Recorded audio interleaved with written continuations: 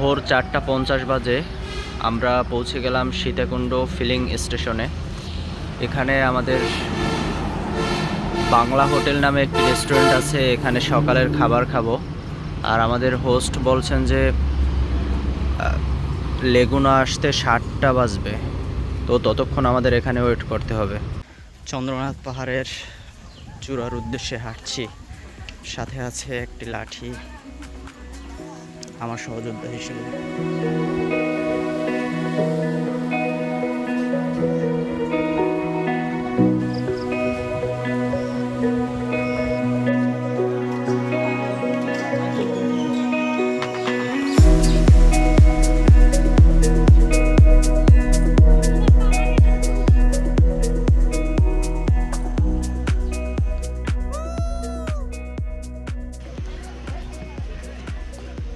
এই মুহূর্তে কিন্তু হালকা হালকা বৃষ্টি শুরু হচ্ছে,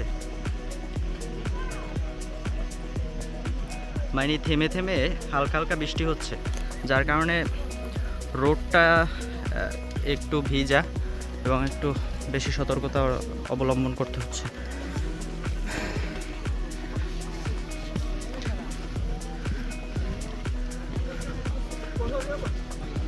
পাহাড়ি আম গাছ।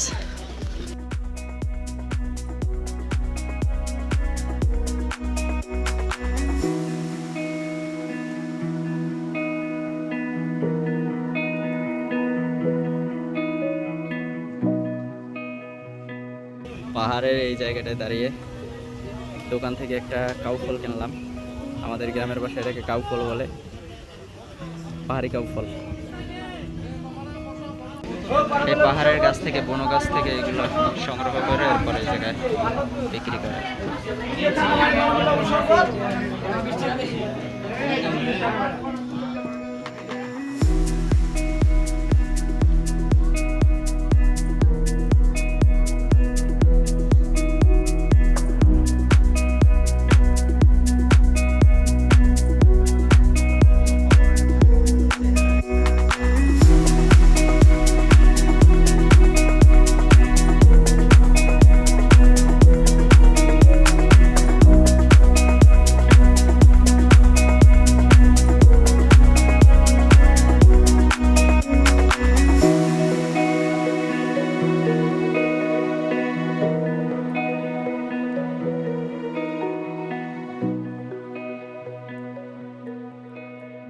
এই জায়গাটায় উঠে এখন যে অনুভূতি হচ্ছে তা বলে বোঝানো সম্ভব না। হালকা বাতাস হচ্ছে, আর আমরা বলতে গেলে মেঘের ভিতর দিয়ে হাঁটছি। নিচ থেকে তাকালে এই জায়গাটা মেঘ ভর্তি মনে হয়, যদিও হালকা হালকা, কিন্তু আসলে অনেক সুন্দর। কষ্টের সাথে প্রশান্তি।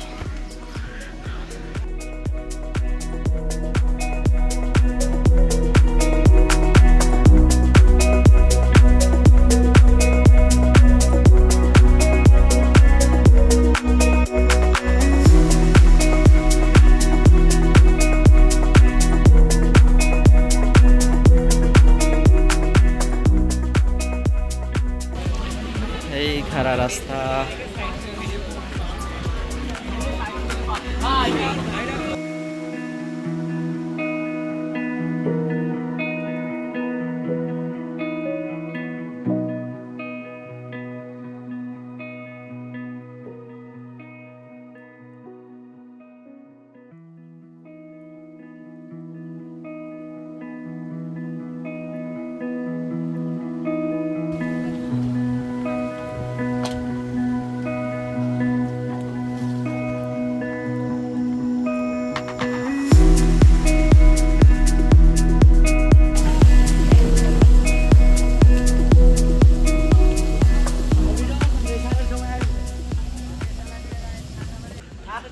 কি খাড়া রাস্তা।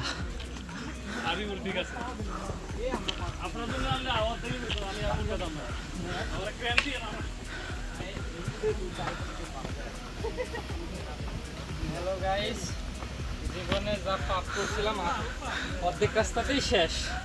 মাঝখানে মনে পাপ না নেকি টেকি পাইবাম, আর সম্ভব না। অর্ধেক রাস্তাতে সব পাপ মোচন হয়ে গেছে। ভাই কিন্তু দুর্বল হয়ে গেছে, আর আপু আছে ভাইয়ের সাথে। আপু তার কোনো আপু দেখা নেই। দেখা নাই, মানে তার জন্য একটু পর পর অপেক্ষা করতে হয়। তো যে কই আছে সে আসবে আবার, তারপর আবার হাঁটা শুরু।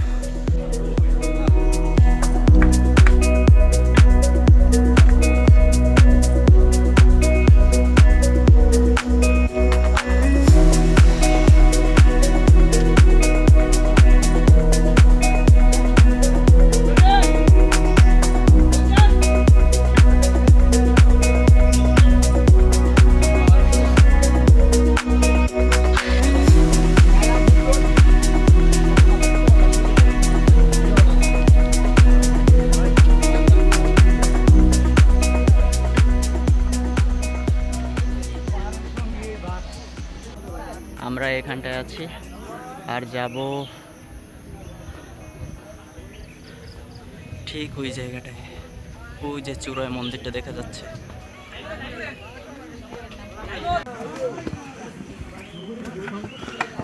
কি খারাপ, মুখে হাসি বুকে বলতে যে বড় মন।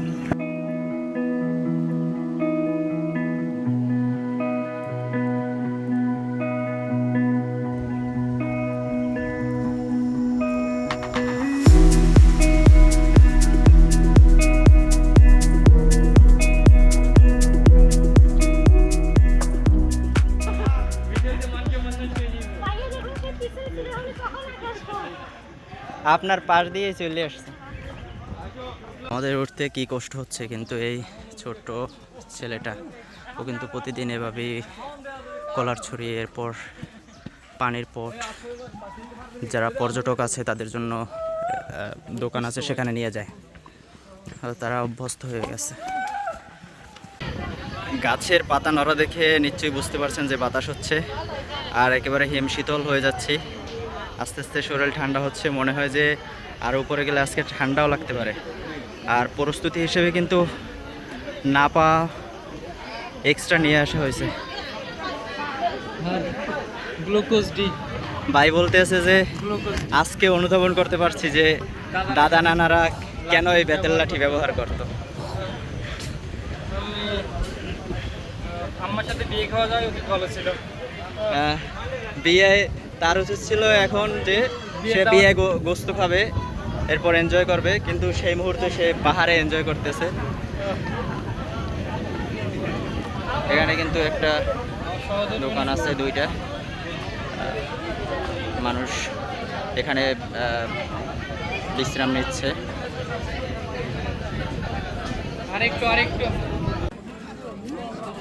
হ্যাঁ, আমরা কিন্তু পাহাড়ের চূড়ায় চলে আসছি। এই যে চন্দ্রনাথ মন্দির।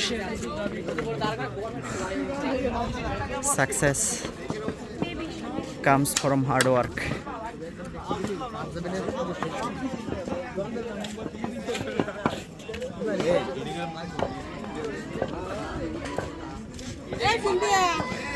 হ্যালো ভাই। হ্যাঁ,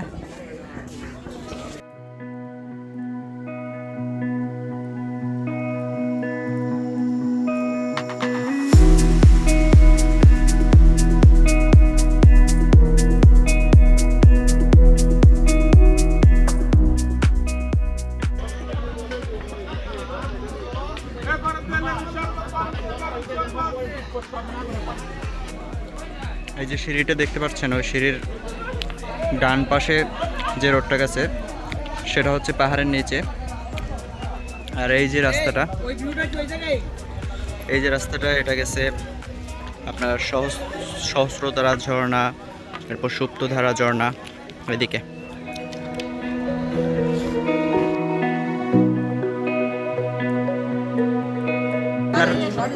হ্যাঁ হ্যাঁ হ্যাঁ, ধরেন।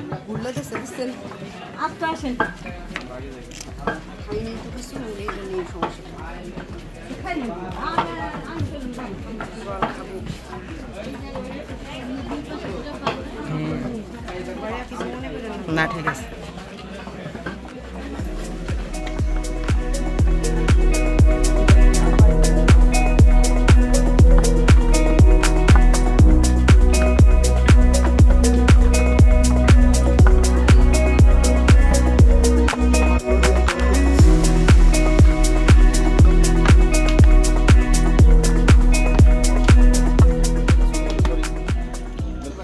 ওই যে দাদাই, হ্যাঁ দাদা।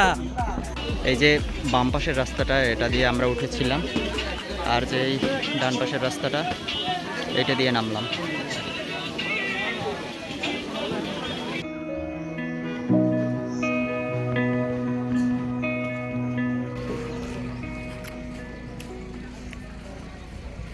এই এখান থেকে আপনার ট্রেকিংয়ের জন্য লাঠি নিলে আবার আমার কাছ থেকে 40 টাকা নিয়েছিল, তো ফেরত দেওয়ার পর আবার 20 টাকা আমাকে টাকা দিয়েছে।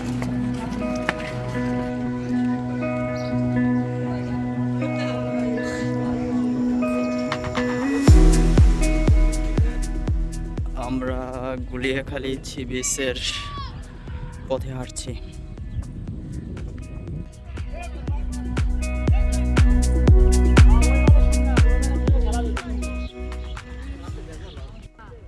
চলে আসলাম গুলিয়াখালী সি বিচ।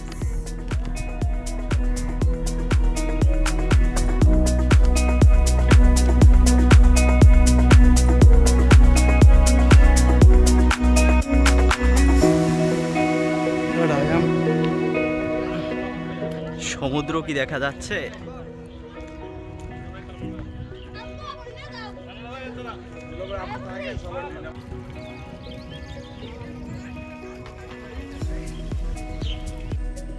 এই ওই পাশটা কিন্তু একটা সুন্দরবনের একটা ফিল দেয়।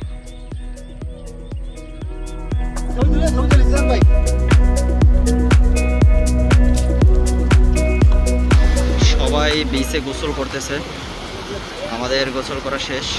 আমরা এখন নাপিত্যাছড়া ঝর্ণার উদ্দেশ্যে যাব। আমরা নাপিত্যাছড়া যে হাইওয়ে গেট আছে সেখান থেকে হেঁটে ঝর্ণার উদ্দেশ্যে যাচ্ছি।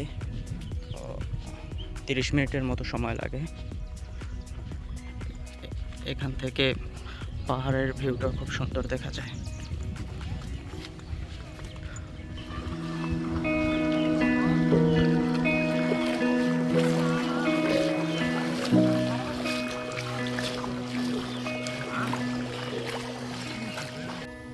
পাহাড়ের উঁচুতে যখন আপনি চড়বেন তখন আপনার কাছে নিজেকে অনেক ক্ষুদ্র মনে হবে, যে পাহাড়ের সামনে আমার অস্তিত্ব কি। যখন সাগরের বুকে আপনি ঝাঁপ দিবেন তখন যে এক একটা ঢেউ, সেই ঢেউয়ের সামনে আপনার অস্তিত্ব কি, সাগরের গভীরতার সামনে আপনার অস্তিত্ব কি, এগুলো আমাদেরকে ভাবিয়ে তোলে। তো ভাই সমস্যা একটু পাটা ভিজে।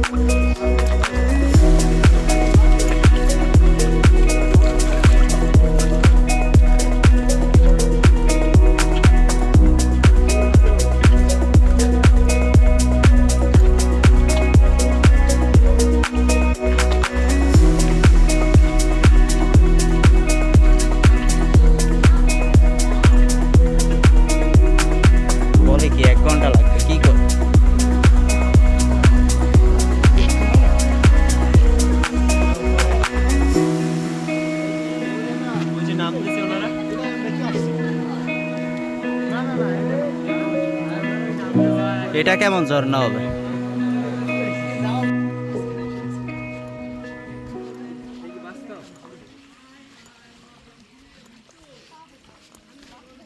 মনে হচ্ছে ঝর্ণার আশেপাশে আছি।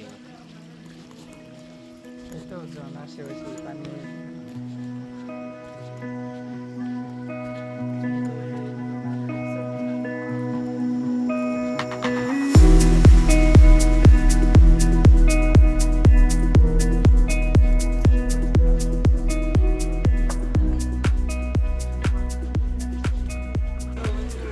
ওই আপুটাও কিন্তু পড়ে গেছিলো মাত্র। মানে এখান থেকে যে রাস্তাটা পার হয় অবস্থা খুবই খারাপ। ওই একটা সাইড থেকেই আর কি মানুষ আস্তে আস্তে করে ওইভাবে যাইতে পারে। একজন যায় তো আরেকজন দাঁড়াই থাকে এইভাবে।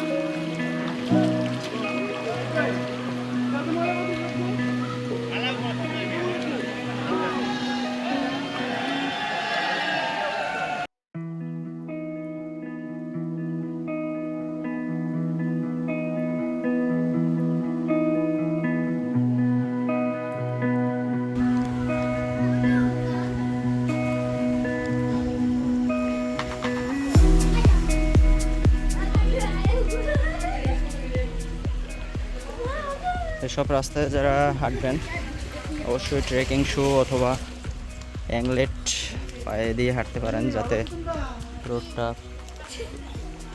পিচ্ছিল অনেক, যাতে আপনি পিছল না কাটেন।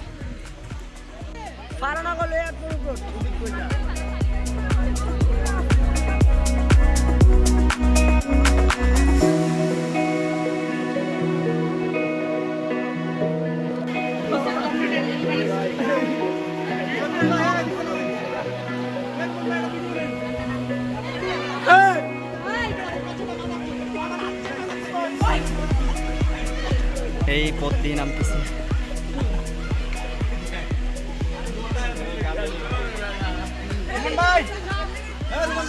হ্যাঁ হ্যাঁ আসি।